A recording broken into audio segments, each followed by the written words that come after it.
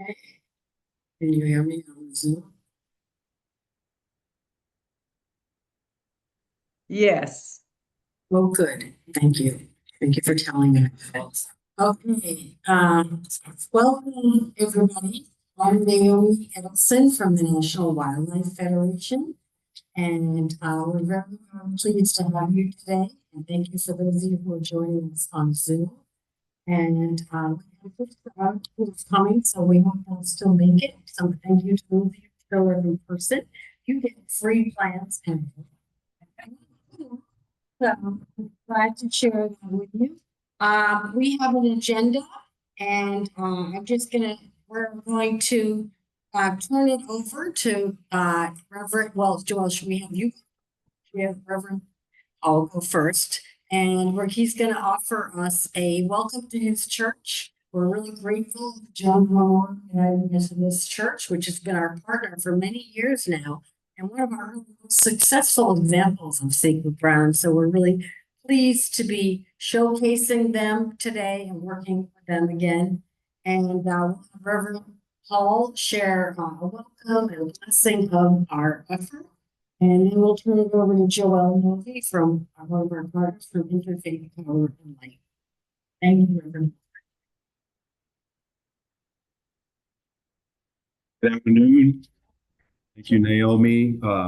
Again, my name is Reverend Benjamin Hall. I'm the senior pastor here at Jones Memorial United Methodist Church, and it is a delight to have you all here.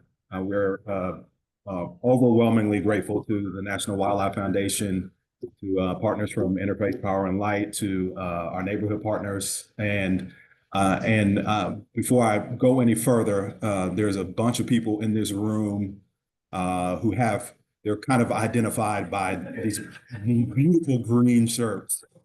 And these are individuals who are lead and are part of the green team here at Jones Memorial. I've been here just about 14 or 15 months, and they have been doing this godly work for much longer than I've been here. And so inherited this wonderful team, and so excited for you all who are here in person, and for those of you who are joining us virtually. So again, welcome to Jones Memorial. If you need anything, just tap one of us on the shoulder. We'll show you where the restroom is, show you, I was going to say where, if you needed a smoke spot, we can find a spot where you're off site. No, I'm just kidding. So grateful for each and every one of you being here today. And we know that it's going to be a wonderful day. Amen. Amen. Let us pray. Gracious God, we thank you for this time together to gather for this workshop as we take serious the call that we have as your creation to care for your creation. And so, God, we ask that you would be with us, be with each and every one who is in this place, those who will be presenting, those who are yet on their way. We pray for safe passage. Help us, God, to continue to be caretakers of that which you've blessed and provided for us for our care and for our nourishment. And Lord, help us to be a light and salt in this world, that we may be examples of what it means to care for this earth, to care for the air we breathe, the water that we drink, the land and the resources in which we inhabit. Lord, we are grateful to you, and we continue to lift you up and praise you for all that you do. In Jesus' name we pray. Amen. Amen.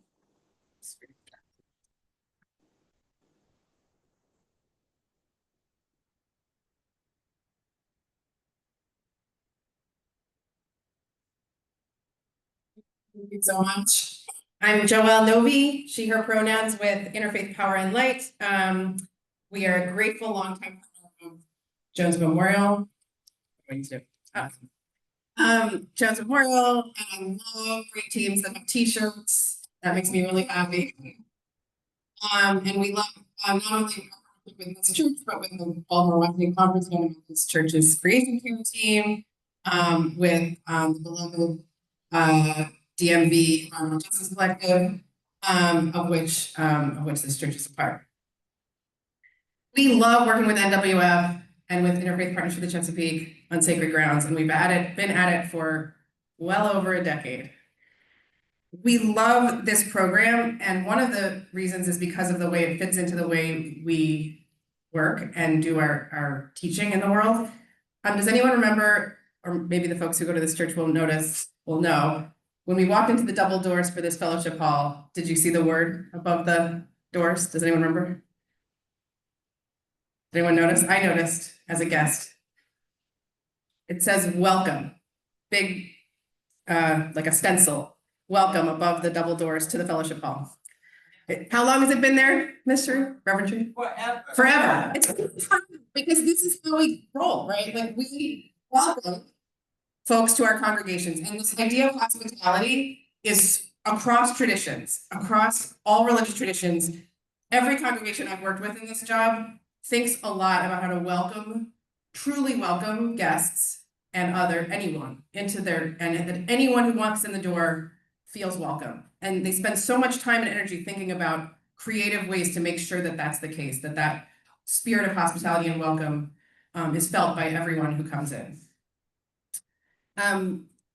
Dr. Catherine Hayhoe is a climate scientist and a really masterful climate communicator who's one of my mentors in this work. And she says you can never ask people to become somebody else. You can only ask them to become more fully who they are. And so I think of Sacred Grounds as inviting all these congregations, all these faith communities that already care tremendously about hospitality and being really, really good at welcoming, and push them to expand that welcome to include other species beyond human beings. What would it look like to welcome other species into our grounds in the same spirit of welcome that we bring to the people who come in the door? In my Jewish tradition, we look for the model of hospitality to the story in the Hebrew Bible in Genesis when Abraham is sitting under a tree, he's not feeling great, and he looks up, and on the horizon are these three mysterious visitors. He doesn't know them, strangers coming up over the hill, and he rushes to welcome them. He doesn't know who they are. He rushes to welcome them. He puts aside his own pain. He asks what they need. Can they rest? Do they need some water? Can he wash their feet? He like rushes to ask Sarah to make a special food for them. He puts, he's thinking, what do they need in order to feel welcome? That's the questions he's asking.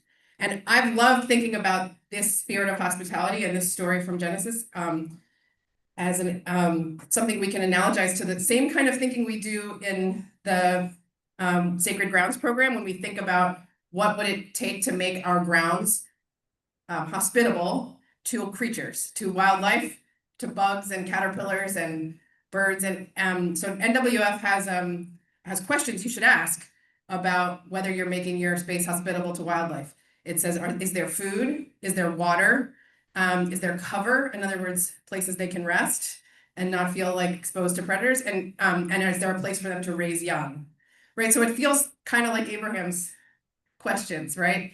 Like thinking about from their perspective, what is it like to be them and what would they need to feel welcome in this space? I love the Sacred Grounds program because it is good on two levels at once. So on the ground, it's good because these plants do good. And people of all faiths love free plants. That is something I have learned over the last. People love taking home these life-giving plants. The plants themselves do a lot of good. They feed our ecosystem. They send their roots down a lot deeper than the crabgrass, and they are slowing down the water when we have heavy rain, and cleaning, and they're life-giving plants. And planting them does good. Planting them on our grounds does good, and planting them outside of our homes does good. But this program quietly is doing something even bigger than that, which is it's asking us to look at a plant differently and to ask different questions. So I used to see like a green mowed lawn with just that one kind of grass and think, oh, that's alive, it's green. Maybe it's even beautiful because it's growing. I see totally differently now. I see with different eyes because now I understand that what makes a plant beautiful is whether it's part of an ecosystem and whether it's doing its part in that ecosystem, whether it is feeding other creatures, and whether it's supporting a whole food web, whether it's playing a role in something that is life-giving for everyone and everything. And the secret is that's the same change of perspective we need about each other, right? We're also like those plants. Like the question, is this person beautiful is not a question you can answer outside of the context of what role they're playing in the web of existence in which they are participating. So I love the Sacred Grounds program because it teaches, it does good immediately that people really, I've found over and over again, those of you who are here, you will find that the Sacred Grounds program is really popular with your congregations. They love free plants and they love getting to do something tangible, and that good is happening at the same time that quietly we're really changing the story about what our role is as human beings and as living things in the web of creation, and that's a very powerful teaching that we're sharing at the same time. Thank you.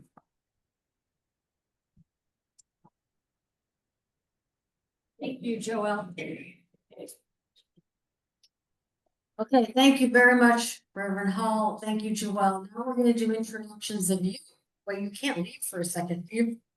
All right, we'll go right out. I'll come back to you. And we're just gonna go along. And if everyone could just, I know on Zoom, you can put it in the chat. I'm just gonna ask you to, you could stand up or not and say your name and your congregation.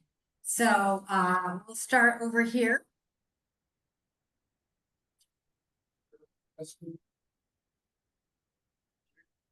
Thank you. Trustee here. Trustee, okay.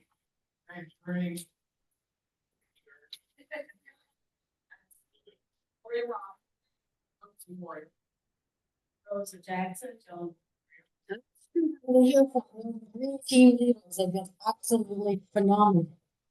Thank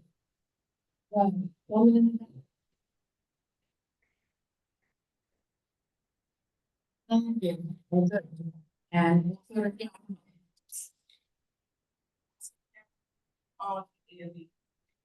thank you. You want to meet Joelle and Reverend Hall? Sheree? Robert Sharif. Outreach and sustainability at Jones. And she's been wonderful for the congregations. I'm Angel Pride, Cumberland, and Ellerslie United Church. And we'll let the gentleman can introduce himself. Or you can tell us who he is. My son, William Israel, and he's representing Ellerslie as well. We're looking at getting the program started. Wonderful. Oh, delighted to hear that. Yay. I wish my son would do my thing. And yeah.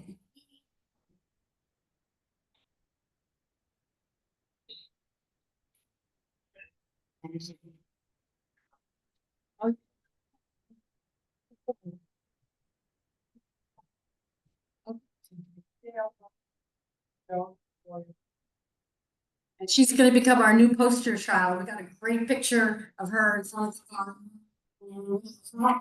Tells me what it says. God is good.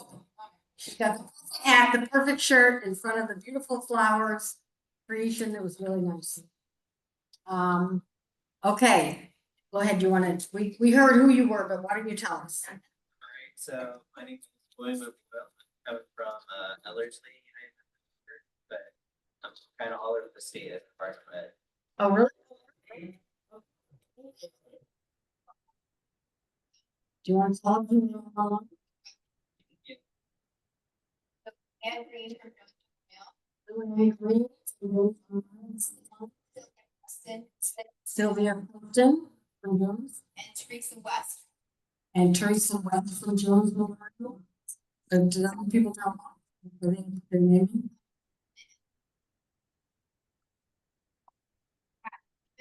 Pat Stevens, May Taggett James Haggins, and Sylvia Preston. And Sylvia Preston, okay.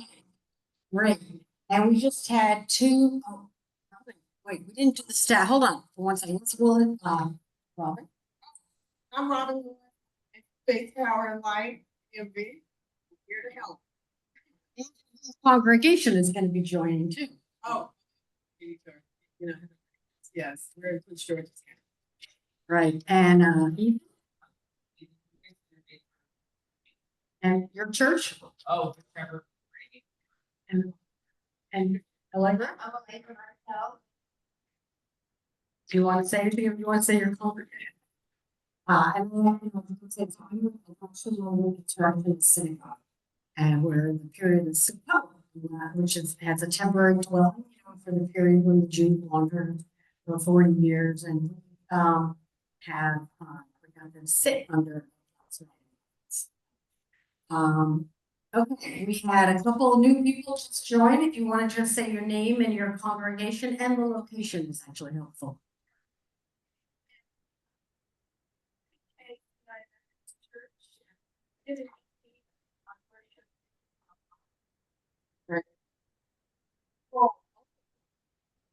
It's not like, what's the neighborhood thing for? I think it sounds big around 2:30. And the other, and,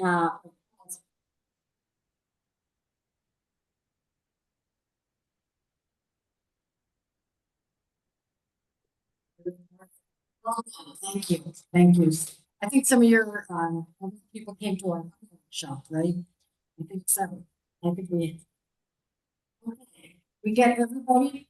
Oh, Anna, sorry.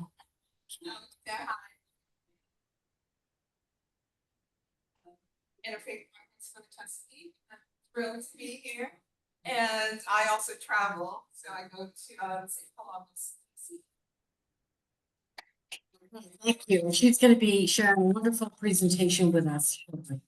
So, okay, well, we're all set. Okay, so we're now going to, I'm going to share with you a presentation. Now, let me ask you, how many of you attended the webinar on what growing joy is? Okay, all right, so this is not any duplication for you. It's interesting. It's a little experiment for us. I thought we'd try these webinars to entice people to then join the workshops. Okay, so I'm going to provide to you an overview of sacred grounds and what it means, why it's important. And Joel obviously touched on it and laid the foundation for it. Reverend Hall was talking about a connection with caring for creation. So I'm going to dig in a little deeper, no pun intended, and talk about native plants and how, in particular, native plants are crucial to helping people and wildlife and are an essential part of, like Joel said, a very tangible way we can care for creation on our congregation grounds and at home. So Zoom, you can follow along. All right, hold on. It always takes time to get to the next one.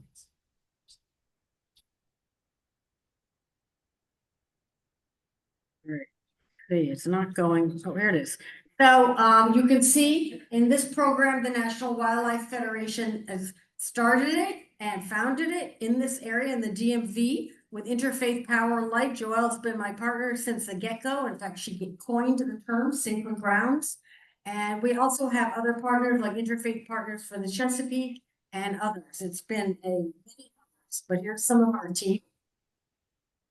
And we know, while we heard about a little bit about Christianity and caring for creation, it's through all the faiths. Every single faith, not surprisingly, has a connection with nature and the concept of caring for the earth, caring for the whole thing. And I think, you know, Pope Francis really coined it well, Pope Francis, when he talked about the common home, and that we own plants and wildlife, start people.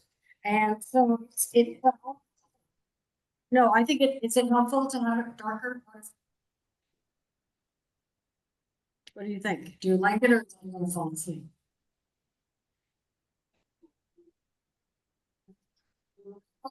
So the mosques in this area. They're very, very caring for creation, Judaism, like we are also, and we're working right now with the Sikh temple. Everything is all about caring for creation, and all of the faiths have that, and of course, all the different kinds of Christianity. And so sacred grounds, as I said, is really the very simple, if you kind of want to say what is sacred grounds, it is about planting native plants, which will be about caring for people and wildlife. And here's a picture of my son at my synagogue. Even though he didn't come today. It's fun. You only have to come then, but he did. Anyway, so what is a native plant? Who here wants to offer their understanding of what is a native plant? Anybody want to say anything?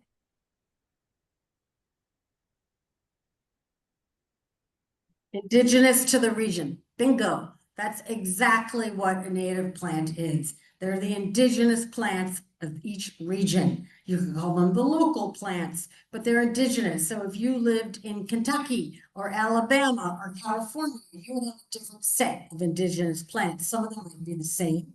If you lived in India or in Kenya or in Japan, you would have another. Is that too loud? No, that online they're saying they can't hear you when you turn away, so Oh, make sure you're talking. I'm okay. sorry again. Thank you. And so the crucial thing about being indigenous is that these indigenous plants which it sounds similar to people, where they're adapted to live in that local environment. The water, the climate, the temperature, the soil type, like they have grown up together over thousands of years. And not only that, but the native plants and the native wildlife really rely on each other, and they cannot live without each other. And we'll share more about that. We live in a really amazing area, the Chesapeake Bay. How many people have been out on the Chesapeake? And the Chesapeake Bay is one of the largest bays, estuaries in the whole world. It's really amazing. We have this really special place right where we are. And all of our rivers, the Anacostia, which we're very, very close to. Has anybody been on the Anacostia or the trail or the river? We took a boat trip, right? Yeah. Rosa, that was great. That was a great boat trip. We took a boat trip, and if you join Sacred Grounds, you'll get an opportunity to do that next spring. The Anacostia, the Potomac, the Patuxent, all of these flow and others into this one estuary. And here's the Anacostia. It's a kind of a hidden river. People don't, until they put that trail in near Anacostia Park, people didn't really get out on it. It's not so much, it hasn't been so accessible, but it's really once considered one of the dirtiest rivers in the country. There's been a huge effort to clean it up, and the otters have come back. They're showing to see otters, which shows that it's clean. So certain wildlife are indicators, so it's really special. And people love this park and the river. You know, you create this access, people want to, and people love the outdoors. And if we create more opportunities and more understanding, like what you're doing with environmental education, people want that. They're very interested in them.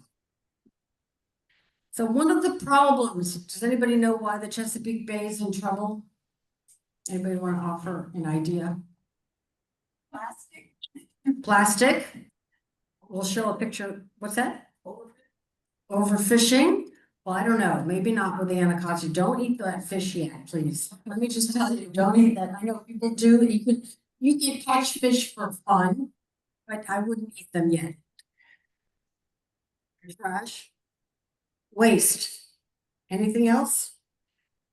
One of the biggest problems in the Chesapeake is the chicken farming and the waste from the chicken farms. That's been identified, and there's a lot of work being done to reduce that. But the other big thing is something called stormwater runoff, which is this idea that we used to have asphalt and impermeable space.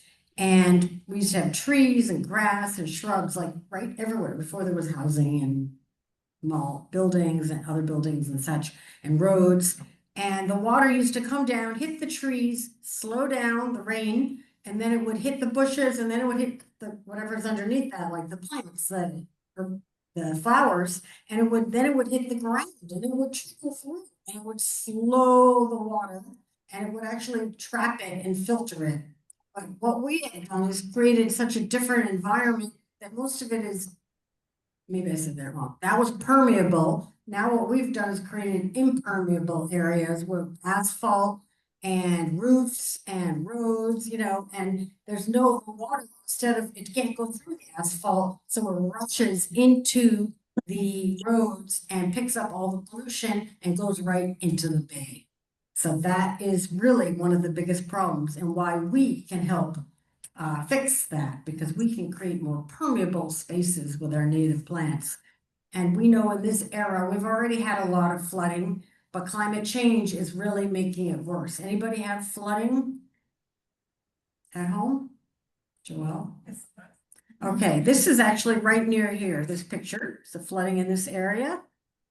And, congregations, in this case, are both part of the problem and part of the solution, because congregations have big parking lots, they have big lawns often, and they have big roofs. And this is one of the congregations we're working with in Montgomery County.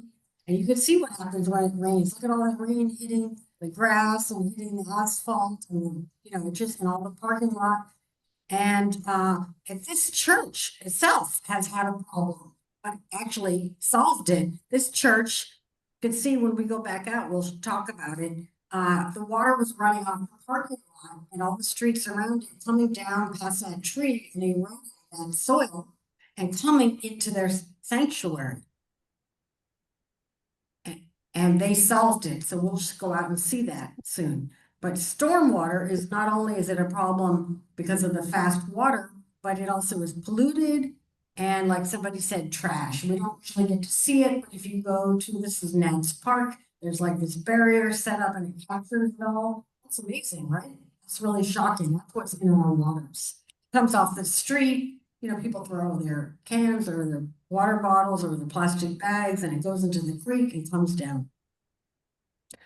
And something that most of us didn't really know, I didn't know this until really about maybe 10, 15 years ago, but lawns are like concrete and asphalt also, and they have very shallow roots, and they're part of the problem. And here's a really good example. You can see if you look at the middle, the one that says fescue turf, look at that roots. That's the lawn we usually put in our yards. It has hardly any roots. And you compare that to not all, but most native plants, again, because they have to thrive in this local environment, like a lot of us have clay in our soil, they have deeper and more extensive roots. It's dramatic. And that helps. I'll talk more about that in a minute. But we also are having a lot of trouble with our wildlife. Monarch butterflies, anybody seen one this fall? Yeah. They're coming through, they're migrating. This is a miracle, right? This is like, these butterflies go down to Mexico. It's like, if you ever wanted to believe in creation, it's a concept of an amazing part of nature. It's like these little monarchs fly straight to Mexico. It's just really special story. And they're declining 90%. And lawns are like concrete for wildlife. They offer no food. They are food deserts. And these, not the monarchs, but the birds, which are also declining, one of the most important things that they need are caterpillars. And caterpillars are their protein. They're one of the most important sources of protein. Imagine migrating, like birds do the same thing that the monarchs do. They go down all the way down to the bottom of Argentina, Tierra del Fuego. I mean, they fly. It's like really quite remarkable, and they need a lot of protein, and they do stop. Some of them don't, but they stop. But also in the nesting season, when they're a baby, birds, mom and dads are feeding them up to 9,000 caterpillars in a 3-week period. So we feel like we can say with all honesty, native plants are better for people and wildlife. And it's hard for people to sometimes realize if you do a little bit at home or on your congregation and many others are doing it, it can add up to make a big difference. We don't have to only do this in big parks. We could do this home by home and grow our plants and grow our homes for wildlife. So Sacred Grounds is about doing it through congregations, partnering with congregations to do three things. Create wildlife habitat, which I just talked about. We also have a connection. These are the three requirements to become a Sacred Grounds congregation. Connect faith and environmental stewardship, and like offering a blessing during, we'll talk more about these ideas. And also about getting your congregation members involved so they can do it at home. And I'm gonna walk through each element and show you some examples of that. We have a Sacred Grounds application in the packets. And we also, I think, shared it with members online. So this is something you could do later. But if this is not in sequential order, but the element of creating a native plant garden, isn't this beautiful? Look at this. You could have this on your property. And as Joelle mentioned, you need food, water, cover, and places to raise young. The most important is food. And that's just, well, it's about planting native plants provides the food. But they also do need water, and you can put up a little bird bath if you want it to be ambitious. Like we actually eventually did in my yard. Here's my son, much older. We put in a pond. It was really great. We're gonna try to swim in the pond, which he has done. And his friends, but not, I haven't done that yet. But anyway, we created a little pond for people and wildlife, but you can just put out a bowl of water. This is water it's been. Wildlife needs that water. I mean, if you have water on your property, you don't need to do anything. But you don't have to do a fancy bird bath, and you just have to change it every week so you don't get the mosquitoes. And also cover, so rock pile, you could put branches, pile them up in one little corner. And here, look what I got. I got a beautiful wren showed up in my yard because I put those branches out. That gave them a place to hide from the hawks that might be trying to eat them. Nature is beautiful, but it's a little like, what do they say, dog eat dog world? It's a big animal eat little animal world. I would like to ask why native plants are better than, I mean, if I already have flowers growing in my yard or in our church yard that are not native plants, should I pull them out and plant native ones? And why? Don't the wildlife and the butterflies and the worms like other flowers from other states, other places? Well, you know what I don't have in this presentation, because I showed it before, but let me say I didn't show it, and I will fix that. One of the things, there's a professor in University of Delaware who studies insects, and he has done studies, and other people have, that in fact, these native caterpillars need native plants to eat. They need them to grow up, become bigger caterpillars, and turn into butterflies. They do not eat the non-native plants. They do not eat them. And so, I mean, deer, yes, deer eat everything. But these caterpillars and many other bees, native bees that pollinate our food, pollinate all of our flowers, they only live, I'm sorry, thank you, on native plants. And we have lots of good data to show that. Like an oak tree has over 500 different kinds of caterpillars that feed on it. But if you put a Bradford pear, which is often planted in people's streets or ginkgo, you get 1 or 2 caterpillars. It's dramatic. Did you want to add? NWF has this website, Native Plant Finder. If you just Google Native Plant Finder, you'll find it.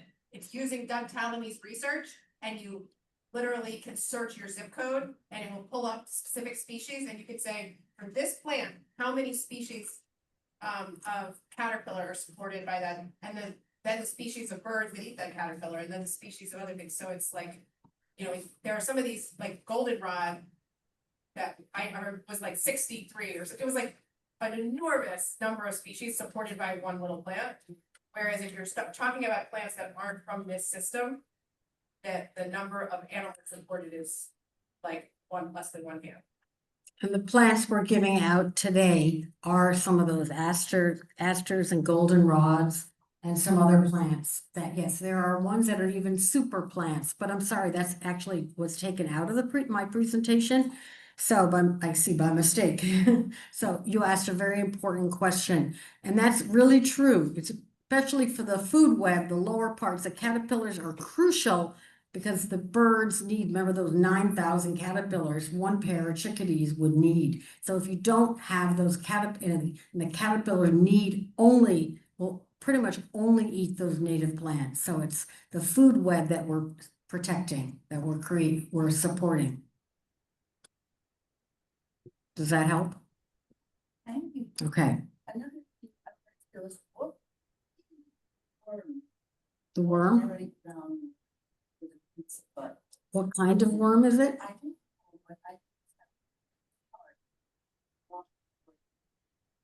what Yes. I'm wondering. Yes, worms are crucial for aerating the soil. Absolutely. Like some people add worms to their garden, right? To help make it, because also the soil is very, especially where we are with all that clay, it's hard to get the roots, even the big plant can grow through that. But a lot of other plants, some other plants can't. But that's also what's great about native plants. They don't need that extra fertilizer or compost or anything. They're low maintenance. So so worms are very, very helpful though, and they obviously provide protein also. So caterpillars are important, but all kinds of insects are important as part of the food web. Do you know, I don't know, anything else about worms? They're animals, different, but yes, also very. Okay, not insects. Thank you. So lastly, wildlife need places to raise young, like they need a tree, just provides that, or a shrub where they can build a nest. And you can also put up nest boxes. Here's some that were put up at, one of them is a bat house at my congregation, and at Ethan's congregation was a bluebird box. And another part of Sacred Grounds is helping, once you create the garden, is putting up a sign to be an ambassador. That's also a requirement. And if you do it with us, become a Sacred Ground, we will give you a free sign to put up at your congregation. And we also, you will see on the tour, we created native plant, what this garden is about. We have a native, what is a native plant garden sign, which Jones Memorial has out there. We'll look at that. And some congregations have put up other signs. This one is about a garden as a symbol of hope and faith in God's creation. So right here, they talk about connecting, this is St. Matthew's United Methodist Church in Bowie, and they talk about directly the connection of caring for creation in the garden. Another element to be a sacred grounds is once the garden is in, you have to keep taking care of it. And Jones Memorial can share more about that. And there's like a whole bunch of suggestions we have about how to help it thrive, especially for the first couple of years, including weeding out the non-native plants that can be very aggressive and take over. We do encourage you to also not spray and not put fertilizer on. If you created this beautiful garden and then you spray it, you're basically going to kill the plants and you're going to kill the insects that might be there. We have more details of what you can do to make your grounds sustainable.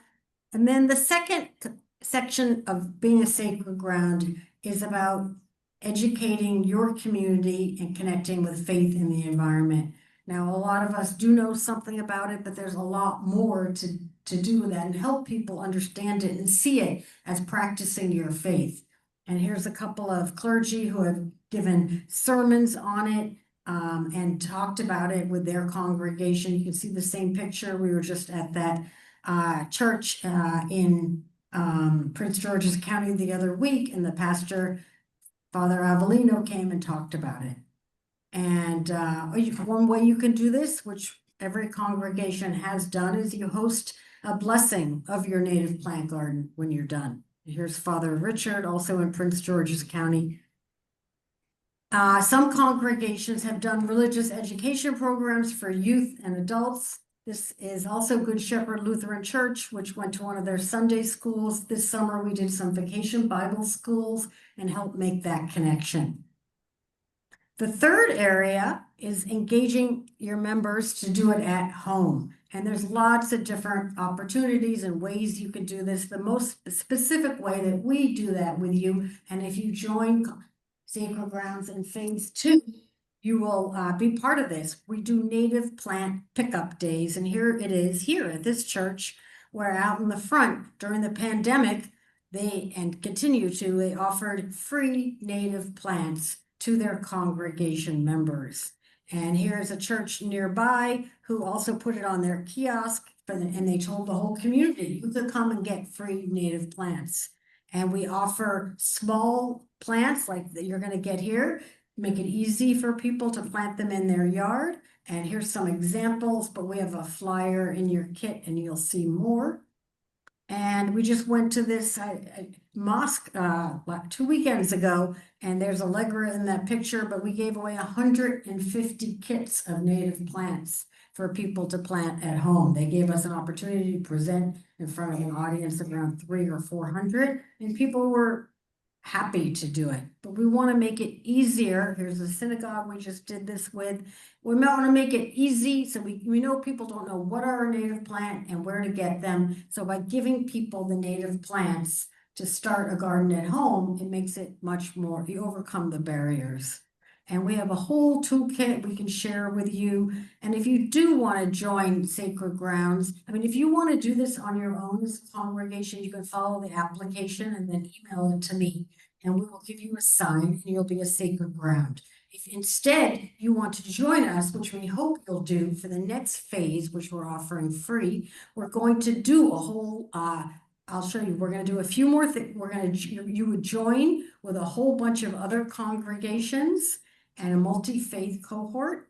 And we're going to have several opportunities to mostly virtual trainings to help you, show you how to get your members to sign up to pledge to plant native plants and how to host a giveaway. And we're going to provide free plants to you that'll be shipped to your congregation where you can give away up to 50 homes can get these free plants. We're having on November 17th, our first training. So you have until November 16th to decide to join us for Sacred Grounds Phase 2. It's a great green team activity. We do encourage a green team. Sarah's going to share more about that. And as I said, you will, if you join, you'll get the opportunity to send your congregation to a link on our site, and you'll have your congregation name listed, and they will put in your congregation name and pledge to plant native plants, and then they'll be able to pick them up in April or May, either on Earth Day or Mother's Day. We're going to be doing this. And we also are going to host we're going to host a why plant native plants. I forgot. Webinar for all congregations in January, so anybody in your congregation can learn about it. And we're going to host a how to create a native plant garden. We're going to do some garden tours to show people how beautiful native plants are. We're going to do a boat tour. You can come out and see how great our rivers are, why we have to care for them. And the third step, as I wrap up here, is if you wish to join step 3, which will be based, we'll come back here, and we'll also do one in Montgomery County and Prince George's, where we're going to teach you how to create a garden on your grounds by showing you much more detailed information. You'll get that in the webinar, but in this one, it'll be much more, like I said, much more detailed. You'll learn about how to get free chips to help change the lawn from lawn to a garden. We'll show you how to dig them using different tools, and you can create even a simple, beautiful garden like this one with a tree and some asters underneath it. We'll give you designs and plant lists, and then we will be partnering with the different municipalities where they each have resources to get financial resources to offer homes and congregations to replace their lawn with native plant gardens. Here is this, it's also, let me just say, here's Rosa when we were putting in the garden here, and it's a community building effort. Congregations love to, yeah. It was amazing. They got a great turnout. We brought some other people, and there's Gloria, that's you too, right, in there? in that purple, is that not you? All right, so we. And you weren't on the dig team. So this is, this was I mean, you will get your congregation, like here, this was a green team from a local mosque. Look at all these people that came out to help plant. People want to help plant. It's a lovely thing. They want to help their congregation and they want plants. And look what you'll get. We'll see this outside. It's beautiful. And the congregations do help with the flooding. Like we talked about here, it stopped all the work they put in, more than the garden. We'll show you that. They stopped the flooding of the sanctuary. This mosque that I showed you, they stopped flooding that was going into their neighbor's property, which they didn't want to, they want to be a good neighbor. They stopped the flooding and they have a beautiful garden. It also helps native wildlife. So the insects, Allegra did surveys of all these gardens and we found it went from like 10 different kinds of species of bees and other flying insects and to over 75. I mean, I didn't show you the before, but the before and after is dramatic. You're creating life by doing this. And you'll be lucky, you'll give you this plant and you'll get this beautiful monarch. We also found that people really excited by this and want to do it. So once they learn, they really want to tap into it and they loved participating in Sacred Grounds. And so we hope you will join us. And I'm going to stop there and I can take a couple questions. Thank you. Are you just focusing in like the Ethan's DC? gonna just pick up your questions so that she wants to do. Are you just focusing in like the DC Montgomery County region, or are you looking at Expanding, going westward. Whoa.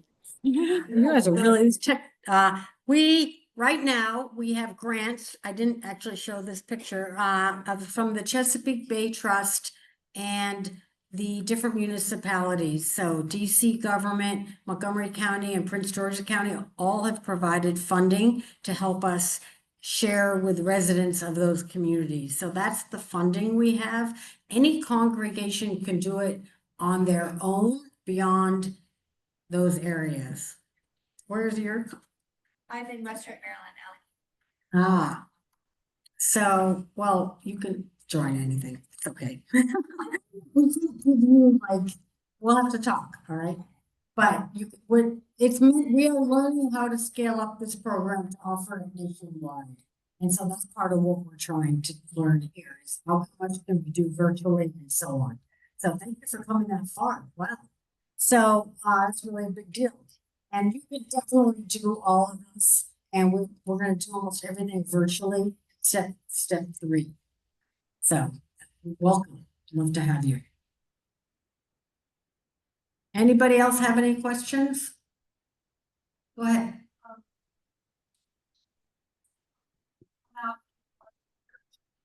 Tell us what we should do. Yes. So if you sign up for step 3, you will get that. And are you technically in DC or Montgomery County? Yes, they will come to your congregation and they will walk the grounds with you and identify a location. And what we'll do, you will sign up for that and they will do that.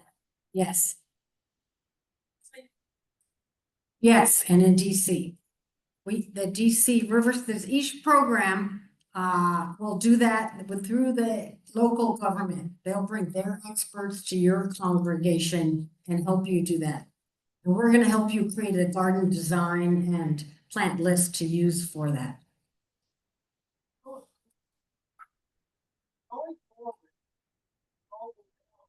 Yeah. So a question was about what about global warming? And this program is designed to particularly help address global warming. Now we're not, we can also help you get free trees. Anna maybe isn't going to talk about that, but Integrated Partners for the Chesapeake is a program to help congregations get free trees in Maryland, but DC also has a program. So trees will obviously provide shade and help cool. That's an important part. And they also store a lot of the excess carbon in their in their trunk and in their leaves, and that helps reduce the carbon pollution. But all these other plants will help because they'll help with the problems around global warming where there's too much rain in our area, and they will help slow the flow of the water to reduce the flooding. So we do have a big problem, and native plants help make sure wildlife can thrive in an era of climate change as well. So this is one way we can all do something. Thank you for asking that. Okay, I'm going to turn it over to Gloria and Rosa, who are going to talk about their experience of being a sacred grounds. And they're going to share some pictures and talk, and that we'll hear from them again when we do the tour. But of course, the people on Zoom won't be joining the tour. Yeah, let me get your presentation up. Do I hit stop share? I have to hit stop share, right? Yes, you do. Hi. Thank you all for joining us online. I can see you. All right, hold on.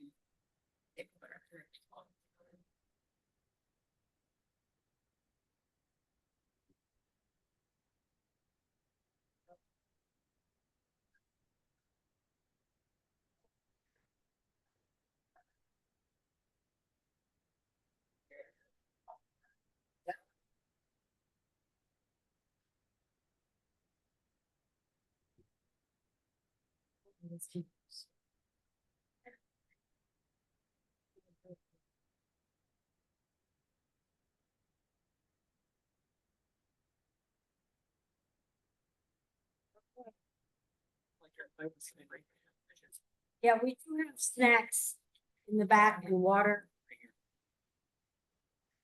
And again, the bathroom is over here.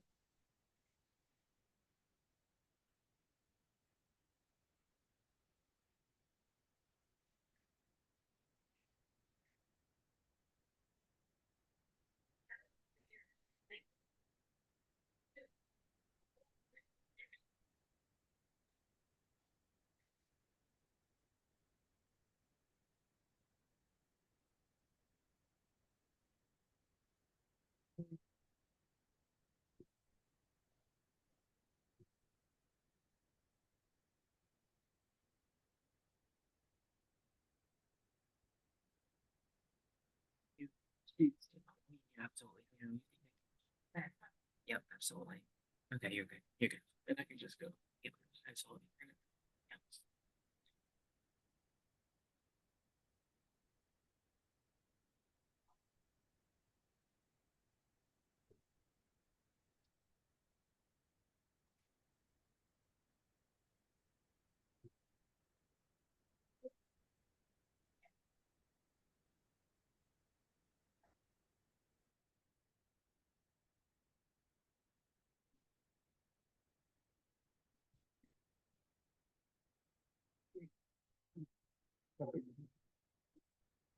Yep.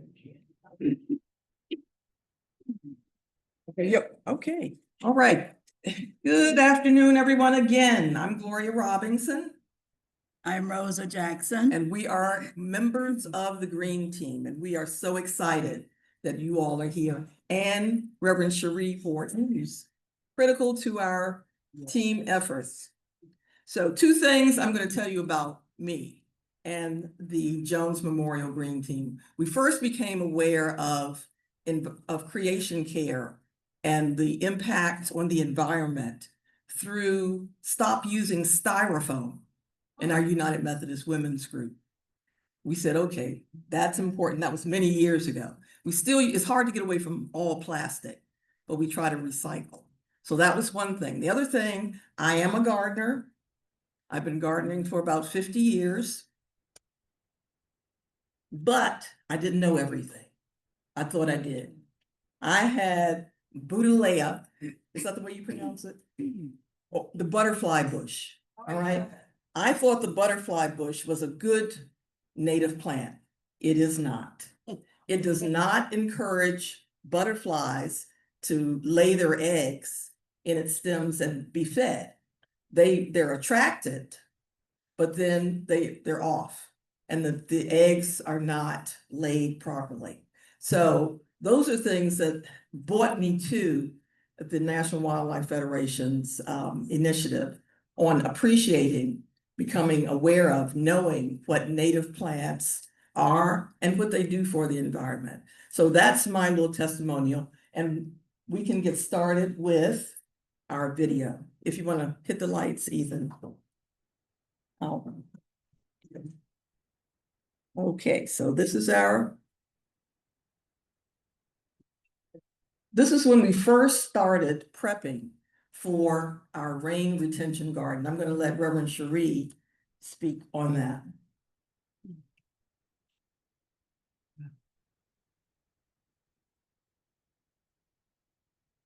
We were very fortunate after we learned to move from being reactive to proactive, effectively through Reverend Kerry James and others. We learned that we didn't have to experience flooding every spring. We learned that we didn't have to have extortionate rates being charged from the insurance company after we had to put in a claim for damage. We learned that natural things could help us to resolve our problem. And as most of you came in through the ramp, so did the water. And so effectively, we began to educate ourselves about alternatives that would hold back the forces of nature so that we could work in conjunction with it. And so we were in partnership with the Department of Energy and Environment and a private contractor to build a bioretention cell. And we also created a cistern system to collect the rain that was coming off the rooftop that was also running right down the ramp.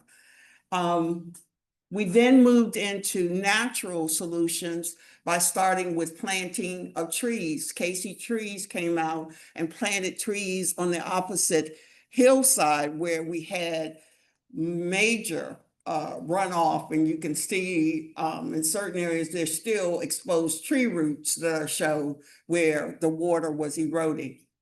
And then we met the National Wildlife Federation, and one of the recommendations was to effectively build a garden around the bioretention cell and to basically start to pull the water down into the ground versus letting it run off to the surface. And so this is the first group that started that project, and in fact, it came out.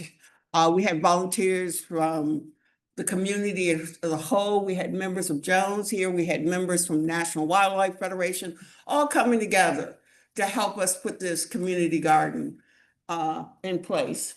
And so it grew, and it did fairly well. And so what was more important was that our trustees were not having to run over on a summer Saturday and say, okay, are the sump pumps working? And, you know, they have their Saturdays and Sundays to themselves now. They don't have to worry about that, because as the garden grew and as the trees started to retain the water, then we were effectively being proactive and getting our members involved and teaching and educating them in their homes to do the same things, because water runoff in this area is real. Flooding is real. And so just being able to share with our neighbors on what we need to do to effectively change that situation became important.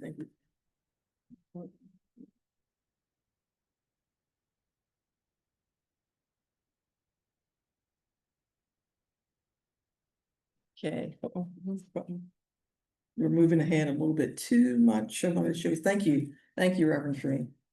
So in addition to this water retention garden, we also started our native plant garden. This is our former pastor, Reverend Kerry James Green, myself, and we dug up that space that we had. It was just old weeds, dead grass. So we worked to get that clear.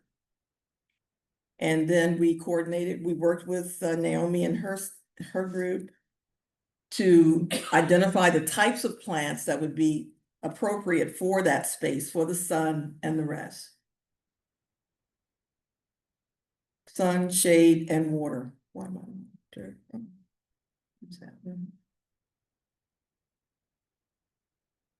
So, and they came out on a rainy day, which was great because the rain helped the ground to be soft, so they dug up. This is the after effect of the water retention garden. It started getting really beautiful, growing up, and under the rocks, I believe there's a big well, or a well that's built into the ground. Irrigation system to capture all of the water. So that's the way it looks when it's just coming out.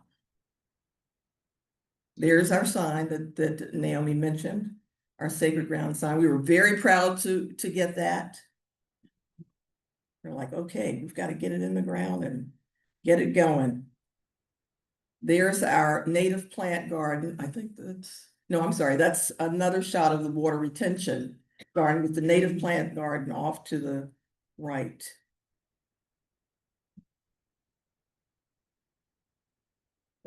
There's the a fully bloomed native plant garden in the foreground, and in the rear is the retention garden. So it's just really gorgeous when it's in full bloom. And we have had support, ongoing support from the National Wildlife Federation and others to help us with maintenance, because we are a senior congregation, but we are able to get out there and do a little bit of, digging, but not a lot. There you go. So there is help out there. And also Reverend Cherie has a great relationship with a younger group of folks from the Church of Latter-day Saints. From the Church of Latter-day Saints, we can get young volunteers to come out and they help us. So, I mean, there are partnerships, across the board. Okay. So I'm going to let Rosa take it from here if she'd like. She's the one that made us get these shirts. Go, Rosa. Hi, everyone. I did not make anyone. I just suggested, because I'm always kind of brainstorming with myself as to what to do. So to identify our green team, I went online and I found a shirt and I pulled this was an icon that I got in Googling that had to do with, native plants. So I just pulled this, ordered the t-shirts and inserted what I wanted on the t-shirt. And I think it says Jones Memorial, UMC, save the planet, one plant at a time. So, excuse me, when actually I did a trial and error with Gloria and myself. So we took a picture one Sunday and showed it to the people, and most of the people that were on the green team wanted one. So right now we have about, I believe, 15 people on the green team that have ordered the t-shirts. They're very, they're not expensive. So we're all sporting our green team t-shirts. There are some online that also has the Turks, Sylvia Preston, Teresa West, I'm not sure else, Luann Green. Yeah, they're all part of the green team. So this is how our shirts came about.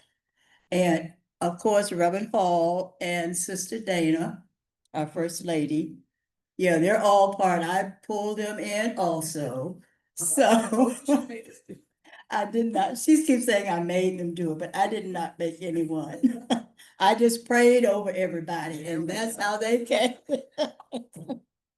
So that's my story on the t-shirts. But I would like to, excuse me, back up a little bit. I was first introduced because I had no idea what a native plant was. I thought a plant was a plant was a plant. So my first introduction through our previous pastor, Reverend James, he introduced me to Marilee Goldsmith. And with that introduction, we had a 2 or 3 focus groups that introduced us. What is a native plant? How many are you farmers or know anything about? So that's how I came about knowing about a native plant and how they were indigenous to our area because I had no idea. And I don't have a green thumb, but I'm trying. The first time we had a giveaway, I tried the plants and they didn't do well. But this last time, I'm so proud of myself because I planted some on my balcony and they are still thriving. I take a look at them every day. I prayed over them and I gave them little names. I already have little names that came with them. But I gave them my own personal name. So anyway, they are doing very well. But I am glad to say that I am very, very interested in preserving the earth and doing whatever I can, whether it's helping dig out here. I can't do any digging, but I can instruct people to dig. So, but anyway, excuse me, we are a growing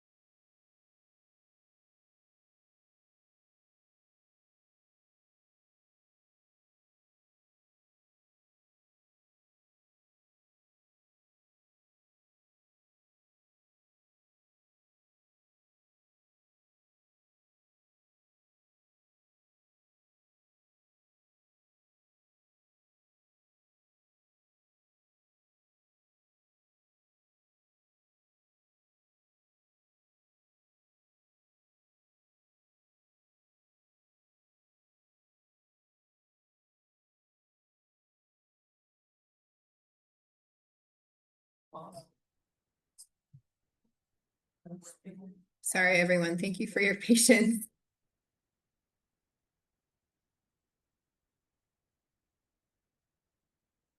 But then we've also got to make sure, how about we do this before? How about, yeah. Make sure that the sound is on and video is on too. Oh, right. There we go. I'm like overtaxing the computer. Oh, probably. But gotta do what we gotta do at this point. Let's try that. And let's see what happens. Okay, come on here. That's not working. No, it's okay now. Something is going on. I think we're up and running again. Is everything Should up? be. You should be. Okay, Okay. well. Yep, you're good. let's Start. Oh, yeah, hold on. Hold on. Wait. There we go. Okay. All right, so we're back on and I was just talking about Interfaith Partners for the Chesapeake. We're fewer than a dozen staff. And so we know that all of the congregations that are part of Interfaith Partners for the Chesapeake and as starting green teams are the ones who are really going to make the biggest change. We can give you some tips through our trainings, but really you all are the ones who are doing it all.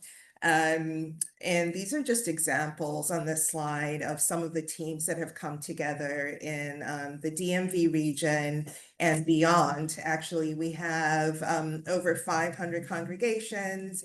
220 of them have already gone through this training and started green teams. And what we try and do is, I think a number of you have been mentors. I know Reverend Cherie has been mentoring all of the United Methodist congregations. And then I can see, a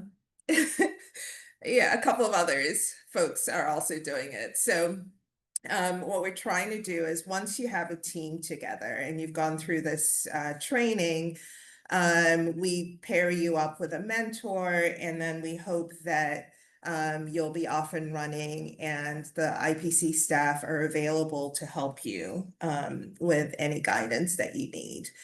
In the DMV region, you can see it's me. I'm Anna Wimbo, the Director of Leadership Development, and I work very closely with Sarah Redden, who's not here today, but she's available. She's our program and outreach coordinator for the region.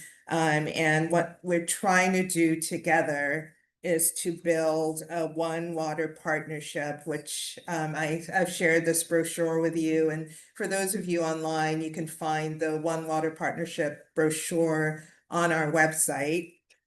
And, really at this point, we have, we're building a network of congregations that can work together and learn from each other. And so one of the first things that we do during the training, and I'll skip that poll, is we talk about naming and sharing your environmental story, because this is a really powerful way to get new people to join your team. If you can, share when you started what I call looking around you with watershed eyes. It's a really powerful thing. Like right now, whenever I'm driving around, I'm looking at all of these congregations and I'm like, oh, they really need trees. And it looks like they have flooding and their parking lot is too big. I hope we could connect with them.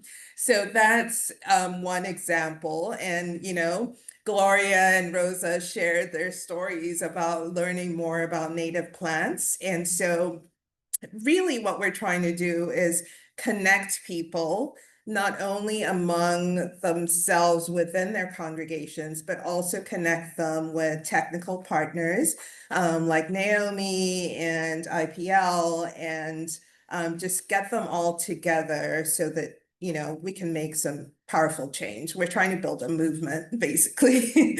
And so one of the exercises that we do during the training, and I think some of you have already gone through this, is we encourage people to talk to each other and practice sharing their story. Because once you have your story down, we encourage folks to go around in their congregation beyond the 20% of the people who do 80% of the work. We all know about that. So we're looking for the people who are in the 80% and are interested, but for some reason are shy or don't feel like it's a space for them. And you do this by having individual meetings with these folks. And it's really about listening to them, sharing your story, listening to their stories, and finding out why we all care about the earth around us and, how we can respond to this moral call to actually make change and really take care of this wonderful gift that we've been given. I get emotional when I think about that. And then also, we also share some communication tools that you can do so that you can, like these incredible t-shirts help spread the word. Like everybody's going to be wondering, hey, how can I get, my own Green Team t-shirt? And so we talk about those things. And today, I want us to take a moment to work with whoever is close by. If you're online, you can we'll just have a quick breakout of sharing everybody together as a group on the online group. And if you're here, just turn to the person next to you and practice sharing your story. And then I've shared this handout that is really an environmental. It's a worksheet, and you can walk through this worksheet and determine what your environmental identity is. Who are the key people who've made a difference in your life? What are the key moments? What are the key institutions? If you learned about creation care from your church or your school or your parents, think about, those institutions as well as just key interests that you personally have. And so let's get into this think, pair, and share exercise and just pair up with each other. I know some of you have done this already. And just practice sharing your story. And then when we come back, we'll share for about 10 minutes. And don't forget to let each of the people in the pair share their story. And then we'll come back and I'd love to. Is this okay? Yeah. We'll put this up here. Oh, there you go. Got it. Okay. Yeah, you're good. Well, my friend and I, we started off. How do we say? We started off, we were wondering, what is this question about? Come closer. Is this really about plants or is this really about our lives? So she had to come And help us. and help us, as we were ready to go to the deep end on that. Really. I initially said that the person that really kind of influenced me a lot was Reverend James, when he brought the project to the church. That's when I really became interested. But other things occurred to me as well, as my partner told me. When we were young growing up, our parents, we recycled and like your jelly jars. We used to drink out of jelly jars and other kind of jars because our parents recycled. We recycled, we didn't throw anything away. And like we both had a laugh because I said, if my grandkids came and somebody drinking out of jelly jars, they would say, Pop, is something wrong with grandma? So that's the kind of things we were talking about, but we really went off the deep end initially, but it was fun. Thank you. All right, one more. Anybody else want to share? Yeah, go ahead, Judy.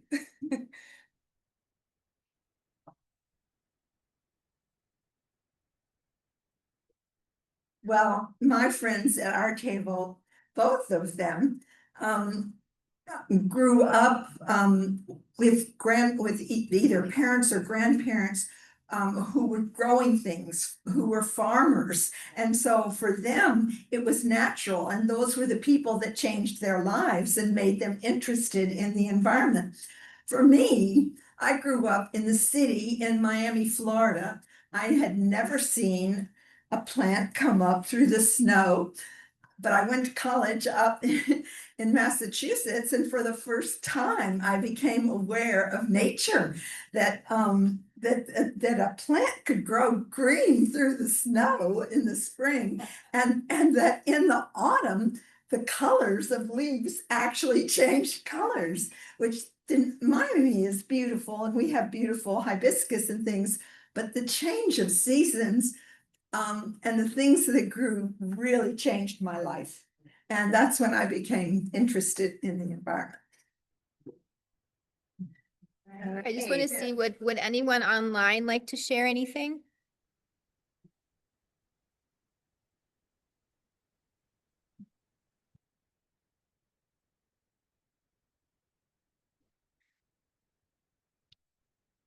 Hi, this is Pat Stevens. Can you hear me? We sure can. I was paired online with, and I'm terrible with names, people from United Methodist, from the host here. And I was so impressed at what a difference in their lives was made by the church and by their participation in these programs. It opened their eyes, opened their hearts, and strengthened their will to really take action to change the world. So for me, that was really a lesson in what we might be able to do in my congregation.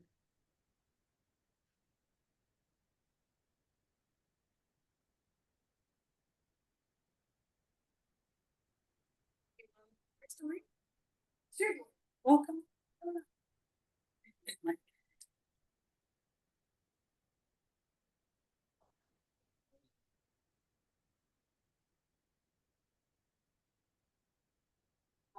Yes, I think comes to mind is that I think everybody, it's hard to imagine anybody in the United States that doesn't have some experience with the green zone in growing up. At least of our generation behind me by one cohort, and so on. Now the church is trying to tap into that and make people know that they are a reservoir of important information that is going to be lost if we don't make haste. This is what, we had a season during Biden's time. We had the Environmental Protection Act passed. It is now off the table. That's a warning. We don't always get a long season, like in planting. You get short seasons in policy. We need to move. Thank you.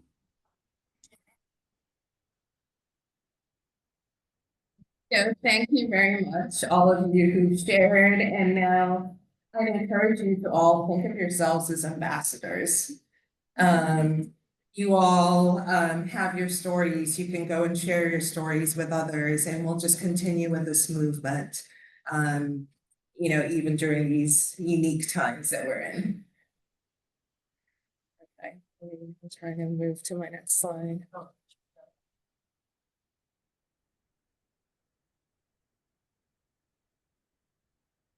Okay, so before I wrap up, Interfaith Partners for the Chesapeake, if you go to our website, interfaithchesapeake.org, we have a whole slew of resources.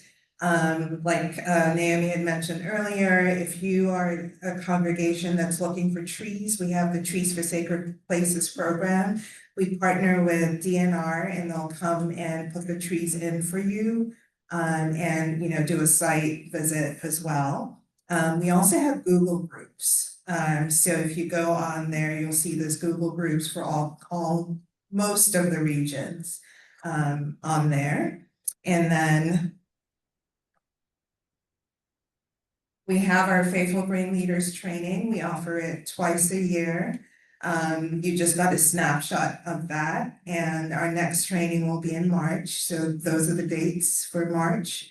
It's gonna be the 16th, is it the 12th, 19th, and 26th of March. So start gathering your team members to come to the training if you haven't yet attended the training. Excuse me, you need 3, is that correct? You need 3 from your church. Right, so we encourage everybody to come with a minimum of 3 to 5 members from your congregation to come to the training together. And, 2 people is you and maybe 1 person from your household, and then, talk to someone at coffee hour to come. And then, that sort of starts the group. And then you have, about a year to work with one of our mentors, who will guide you through the process. And then IPC staff are also available to help you all. And one thing that I forgot to include in our slides is IPC is celebrating our 15th anniversary in December. And so you're all welcome to come and fellowship with us. It's going to be at Woods Memorial congregation in Annapolis. And so all the information is up there on our events page, and you're all welcome to join us. And thank you. So, thank you. You very. Thank you, Anna. Thank you very much.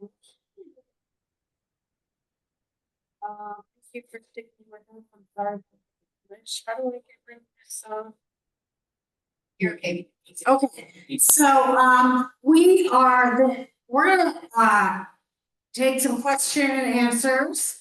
Also, we're gonna start the tour in a few minutes, and there's really a really quite an amazing site here. And so we're gonna learn about what this congregation did, and which they talked about it, they all something that was free. And it was really a remarkable example of what resources, financial resources are available with the DMV to help congregations. And we're trying to help you access those funds. But this congregation has really been the best one I've seen do that. And of all the congregations we've worked with. Congratulations. So we'll see some great examples of what you can tap into, or consider doing it some other way. For the people online, which we really appreciate you joining us, and hope it was, it was useful from doing it online and give us feedback. But before we do that, we're gonna take any more question and answers, and we're gonna I'd love that if the online people could just share like a couple of highlights of what you learned or what it meant to you. And because we'll come back and do that in person, but we're not gonna make you stay come back on after we do the tour. So would like to hear from, anyway, if there are any overall question and answers online or in the room, does anybody have any? How many of you want to join for step 2, which is getting the native plants for free and giving them away? Okay, great. And online, if you want that, we're gonna actually give you the link to do that. We have a QR code you can do, or you can use the link. We're gonna send it to you on Tuesday, and you can sign up for that too, and bring others from your congregation. And we're gonna open it to other congregations. There's still time to get another congregation to join us. But again, let's see. The link and QR code are on the agenda. Oh, yeah, thank you. The link and the QR code are right on the agenda. You can do that, and if you need help using the QR code, we can do that while we're here. But we will also send it to you again. So, and yeah, so any of the people online, can you just share any thoughts you have about what you learned today, or what made you excited, or what you want to bring back to your congregation? How do we do that? Do I just unmute? You're fine. They can talk. Yeah, you can just jump in. Somebody asked, or I can also read it. Somebody asked, what should I do? What should I do about invasive species? And the invasive species, one of the things we're gonna do in another phase, which you'll be able to join, we're gonna actually go on a walk and identify invasive species, and we're gonna do workshops on how to maintain your garden, and we're gonna have a company come who came here to help. We're gonna show you how to identify which are invasive plants. There's lots of resources on that as well. We're gonna share some. I think you have some, don't you? Aren't you doing a workshop on invasives? Yeah. And so invasives are basically plants that come in that are very aggressive, many are not. That's also kind of invasive or aggressive, and it takes over the garden. So the key is you've done all this hard work and you're planting these plants and you want to make sure they survive. And so if there's invasive plants in your garden, you have to pull them out, basically. You have to weed them. And so we're going to share a lot more tips on how to do that and teach you how to identify what are invasive and what aren't. Good example. Ivy. English ivy is a real problem. It's sold. Some places in the country have stopped allowing it to be sold in nurseries because it's such a problem. You know, it was from English ivy. It's from England. It was brought over as like a beautiful plant, but it has ruined, just like kudzu from the south, you know, it's ruined so many of our native places, and people are still buying it and planting it in their yards, and then it comes into your yard. It's really a problem. Don't buy English ivy. You will get rid of it. Let's see. I'm just gonna look at the chat. I